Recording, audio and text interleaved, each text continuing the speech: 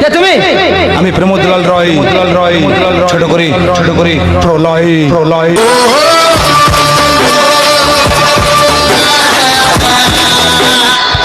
প্রলয়, তুই বেঁচে আছিস?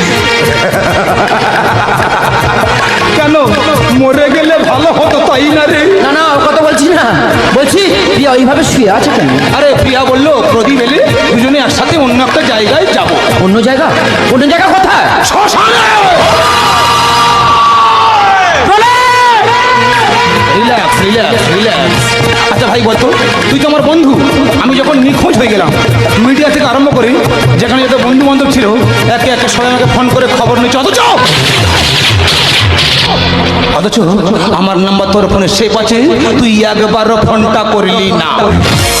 কি ভেবেছিস তোরা প্রেম করবি আর আমি বসে বসে ফেসবুকে লাইক করবো নাকি পাগলা? আমি কথা বলি পয়েন্টে।